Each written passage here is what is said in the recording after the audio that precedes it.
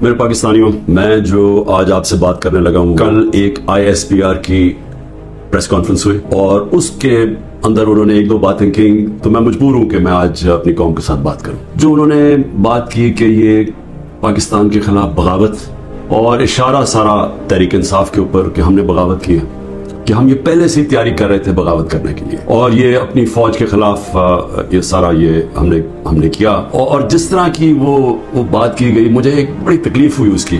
تو میں نے کہا کہ میں آج اپنی قوم کے سامنے ذرا 2-3 پوائنٹ رکھوں، کیونکہ جب ایسی بات کی جاتی ہے تو اس کا جواب دینا بڑا ضروری ہے. دیکھیں، اب یہ موقف آ گیا ISPR کا اور پاکستان کی اسٹیبلشمنٹ کا کہ تحریک انصاف نے بغاوت کی. اب یہ دوسرا بھی ایک موقف ہے، یہ ہمارا بھی موقف ہے، یہ میرا موقف ہے، میری پارٹی کا موقف ہے کہ ہمارے خلاف پوری کانسپریسی کی گئی، ہماری گورنمنٹ گرائی گئی. اس کے بعد 25 مئی کو ہمارے ساتھ جو ہوا، کسی پولیٹیکل پارٹی سے ایسا نہیں ہوا کہ وہ لانگ مارچ کر رہی ہے اور 2 دن پہلے گھروں میں گھس کے اٹھائے جا رہے ہیں لوگ. کتنے ہزار گھروں میں پولیس گھسی رات کے صبح کے 3 بجے. یہ پہلی دفعہ کسی پارٹی سے ایسے ہوا. میرے اوپر قاتلانہ حملہ ہوا، مجھے قتل کرنے کی کوشش کی گئی. اس کے بعد ہمارے اوپر میرے گھر پہ حملہ ہوتا ہے، یہاں لوگوں کو زخمی ہوئے، سارا دن گھر اندر بیٹھ نہ سکے، 24 گھنٹے ٹیئر گیس کمروں کے اندر. کبھی کسی لیڈر سے ایسے نہیں ہوا. 18 مارچ کو پھر میرے اوپر ایک قاتلانہ حملہ ہوتا ہے. اللہ کا کرم ہے کہ میں بچ جاتا ہوں. اس کے بعد اگلے دن یہاں 2 دن کے بعد 3 دن کے بعد ادھر ایک اور مرتضی بھٹو ٹائپ قتل کرنا تھا.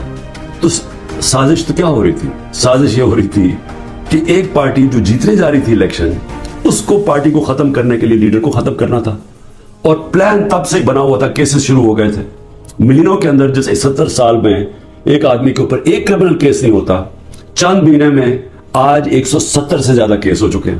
یہ ملک کی بہتری کے لیے ہو رہا ہے کہ ایک پارٹی، سب سے بڑی پارٹی کو باہر رکھنا. اس سے بڑی سازش کیا ہے؟ جمہوریت، سب سے بڑی پارٹی کو ختم کرنے کا مطلب جمہوریت ختم کرنا، اور جمہوریت ختم کرنے کا مطلب آزادی ختم کرنا ہے.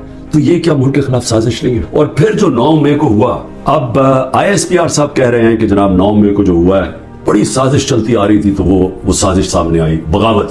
مجھے یہ بتائیں، میں جب یہاں سے، مجھے پتا تھا پکڑنا انہوں نے مجھے 9 مئی کو، میں اس سے پہلے ویڈیو ریکارڈ کر کے گیا کہ اگر مجھے پکڑنا ہے مجھے وارنٹ دے دیں اور میں آرام سے اپنے آپ کو آپ کے حوالے کر دوں گا. کوئی ضرورت نہیں ہے کہ یہ جو میرے گھر کے باہر ہوا کہ پولیس، 1000 پولیس اور رینجرز اٹیک کر رہے ہیں. سب کے سامنے جو ہوا کہ رینجرز بھی نہیں بلکہ وہ کمانڈوز تھے، انہوں نے اٹیک کیا، شیشے توڑے.